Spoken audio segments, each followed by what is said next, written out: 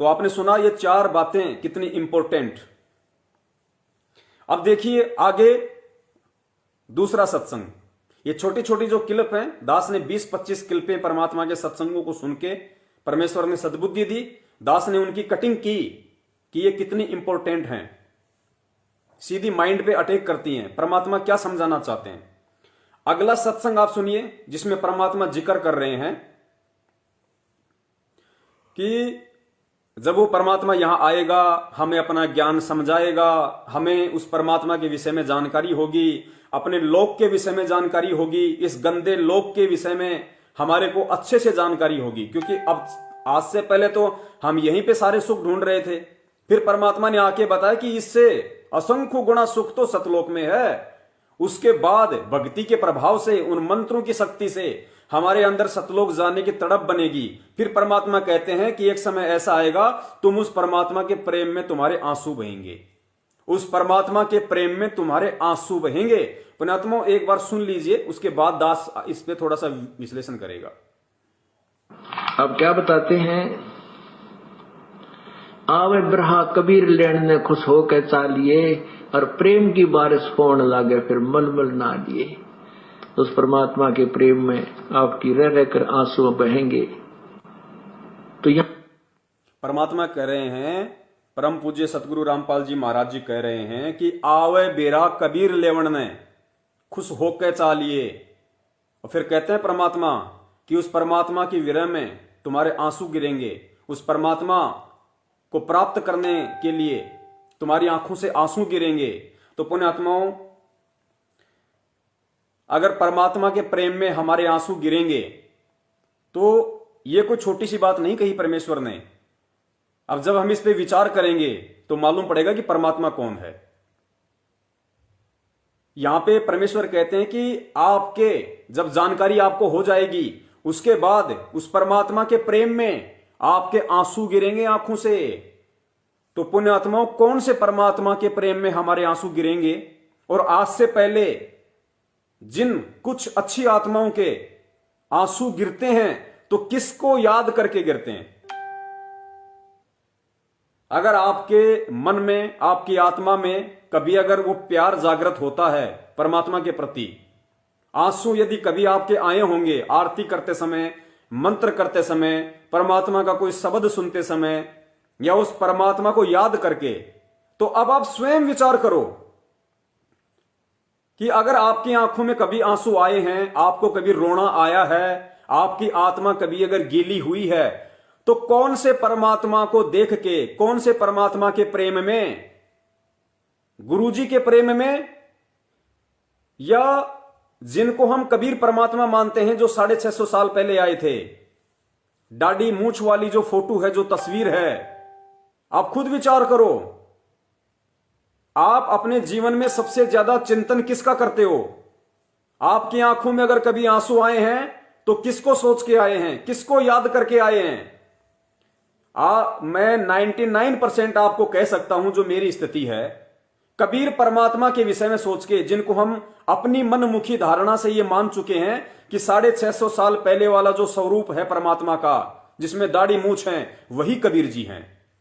ऐसी हमने अपनी तरफ से मनमुखी सोच बना रखी है, जबकि आगे गुरुदेव स्पष्ट कर देंगे कि 650 साल पहले जो फोटो हम देखते हैं कबीर परमात्मा की, वो परमात्मा का असली रूप नहीं है, वो तो ना जाने कितने रूप बना के आ जाते हैं।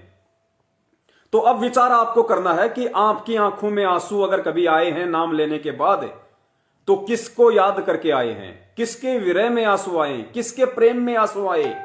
जिसके प्रेम में आंसू आए वही आपका परमात्मा, क्योंकि यहां इसमें कहा जा रहा है कि उस परमात्मा के प्रेम में आपके आंसू गिरेंगे। सुन लीजिए एक बार दोबारा। अब क्या बताते हैं, आवे ब्रहा कबीर लेन ने खुश होकर चालिए, और प्रेम की बारिश होने लागे फिर मलमल ना लिए।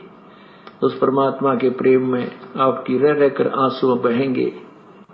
उस परमात्मा के प्रेम में आपके रह रह के आंसू बहेंगे। तो पुण्यात्माओं, ये आपने डिसीजन करना है, ये निर्णय अब आपने करना है। परमात्मा के इस संकेत को सुनकर, समझकर अगर आपके आंसू, आपको कभी रोना, आपको याद, आपके मन में वो तड़प अगर गुरुजी को देख के, गुरुजी के विषय में सोच के आती है, तो फिर परमात्मा कौन है? आपका परमात्मा कौन है? मेरे को कभी भी जो परमात्मा का 650 साल पहले वाला जो स्वरूप है, दाढ़ी मूछ वाला, उस स्वरूप को याद करके मुझे कभी भी रोना नहीं आता, कभी मेरी आंखों में आंसू नहीं आए। और हो सकता है दिन में मैं कभी उनको याद भी ना करूं। वो 650 साल पहले वाला जो स्वरूप है परमात्मा का, दाढ़ी मूछ वाला, मुझे तो 5-5 दिन भी याद नहीं आता, क्योंकि ना मैं उस स्वरूप के अपने घर में फोटो रखता, ना मैं उस स्वरूप के विषय में ज्यादा सोचता, ना मैं कोई चिंता करता। मैं अगर ज्यादा से ज्यादा सोचता हूं, चिंतन करता हूं, यदि मैं मनन करता हूं और मेरी आंखों से अगर आंसू गिरते हैं, यदि मेरे हृदय में यदि किसी की सूरत को लेके अगर पीड़ा उत्पन्न होती है, तो केवल मेरे परम पूज्य सतगुरु रामपाल जी महाराज जी है, मेरे गुरुदेव है, मेरे सतगुरु हैं। उन्हीं को मैं अपना कबीर परमात्मा मानता हूं, उन्हीं को मैं अपना सब कुछ मानता हूं, अपना इष्ट मानता हूं।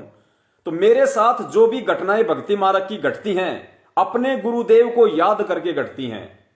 तो यहां जो संकेत परमेश्वर ने किया है कि उस परमात्मा के प्रेम में आपके आंसू बहेंगे, तो पुण्यात्माओं विचार कर लेना, जो व्यक्ति भक्ति करने के मकसद से इस मार्ग पे जुड़ा होगा और जो भक्ति कर रहा है अभी तक भी, 99% आत्माओं की दास कह सकता है कि अगर आंखों से आंसू आए हैं, यदि उनको तड़प उठी है, आरती करते समय, सत्संग सुनते समय, मंत्र करते समय, याद करके, शब्द सुन के, केवल अपने गुरुदेव ही उनको याद आते हैं, अपने गुरुदेव। तो परमात्मा कौन हुए? किसके विरह में आपके आंसू आए? जिसके विरह में आपके आंसू आए वही आपका परमात्मा है। अगर कबीर जी को दाढ़ी मूछ वाले स्वरूप को याद करके अगर आपकी आंखों में आंसू आए हैं, तो वही आपके परमात्मा है। और यदि आपके गुरुदेव को सोच के, उनकी बातों को विचार करके, उनके सत्संगों को याद करके, बरवाला आश्रम में उनकी मीठी मीठी यादें जो कभी कभार हमारे अंदर आ जाती हैं, हम कैसे उनसे आशीर्वाद लिया करते थे, कैसे गुरुदेव सत्संग करते थे, कैसे हम अपने मन की बात कहा करते थे, आरती करते समय जो मार्मिक शब्द परमात्मा के, सत्संगों में जो मार्मिक वाणी जो है उस मालिक की। तो जो भगत होगा, भगत को केवल अपने गुरु को याद करके ही सारी ये घटनाएं घटेंगी। तो फिर परमात्मा कौन हुआ? भगवान कौन हुआ? इष्ट कौन हुआ? क्योंकि इष्ट उसको कहते हैं परमात्मा को। परमात्मा और इष्ट दोनों एक ही नाम है। तो आज का हमारा जो विषय चल रहा है वो ये चल रहा है, क्या गुरु और इष्ट अलग अलग होते हैं? कबीर जी की भक्ति, सत भक्ति में तो आपकी आंखों में अगर आपके गुरुदेव को याद करके आंसू आते हैं, तो आपका इष्ट आपका गुरु है। क्योंकि यहां आंसुओं के साथ में गुरुजी ने परमात्मा शब्द यूज किया है, गुरु शब्द यूज नहीं किया कि आपके गुरु के प्रेम में आंसू बहेंगे। नहीं, उस परमात्मा के प्रेम में आंसू बहेंगे। ये सारी ऑडियो दास ग्रुपों में डाल देगा। जितने भी सत्सेवक भाई बहन व्हाट्सएप पे जुड़े हुए हैं, ये सारी छोटी छोटी ऑडियो दास आज रात को ही ग्रुपों में डाल देगा। तो पुण्यात्माओं, धरती पे स्वयं कबीर परमात्मा मौजूद हैं और परम पूज्य सतगुरु रामपाल जी महाराज जी ने ये छोटी सी बात कह के कि उस परमात्मा के प्रेम में आपके आंसू बहेंगे, ये साबित कर दिया, ये संकेत कर दिया, ज्ञानी आत्माओं के लिए इशारा कर दिया कि भाई परमात्मा मैं हूं और कोई नहीं है। तेरे आंसू मेरे वियोग में बह रहे हैं। आज अगर हम रोते हैं कभी कभार, हमारे अंदर जो पीड़ा उत्पन्न होती है विरह वाली, तो हिसार जेल में बैठे हुए गुरुदेव को याद करके होती है। सतलोक में बैठे हुए कबीर परमेश्वर को याद करके नहीं होती, उनके उस रूप को याद करके नहीं होती, गुरु को याद करके होती है। क्योंकि हमारे सुख दुख को हमारे गुरु ने सुना है, हमें आशीर्वाद, हमें लाभ, हमें अगर बचाया है तो हमारे गुरुदेव ने बचाया है, सत्संग सुनाए हैं तो गुरुदेव ने सुनाए हैं, सुख दुख के साथी हैं तो हमारे गुरुदेव हैं। हम अगर किसी से कोई आध्यात्मिक डिमांड करते हैं तो अपने गुरुदेव से करते हैं। घर में पूजा पाठ आरती मंत्र सुमरण करते हैं तो उनका ध्यान लगा के करते हैं। तो परमात्मा कौन हुआ? पुण्यात्माओं, परमेश्वर स्वयं धरती पे प्रकट हैं सतगुरु रामपाल जी महाराज जी के रूप में। और इस वीडियो के माध्यम से आज हमने ये गुरु और परमात्मा वाली जो खाई है, इस खाई को हमने बिल्कुल समाप्त कर देना है। और जब तक ये खाई समाप्त नहीं होगी, चाहे 100 साल तक इस भक्ति पे लगे रहना, हम कभी भी सतलोक की प्राप्ति नहीं कर सकते। तन मन शीस ईस अपने पे, तन मन शीस ईस अपने पे, पहले में चोट चढ़ावे जब कोई राम भक्त गत पावे हो जी, जब कोई राम भक्त गत पावे हो जी।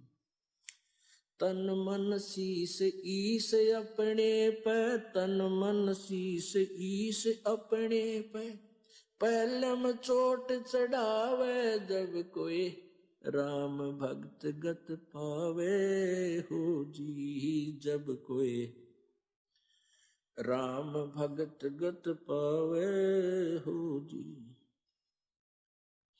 भाई सतगुरु तिलक अजप्पा माला, युक्त जटा रखवावे, सतगुरु तिलक अजप्पा माला, युक्त जटा रखवावे।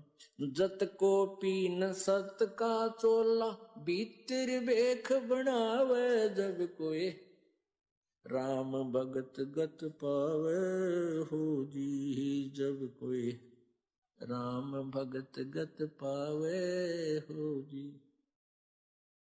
भाई लोक लाज मर्याद जगत की, तृण ज्यों तोड़े बगावे, लोक लाज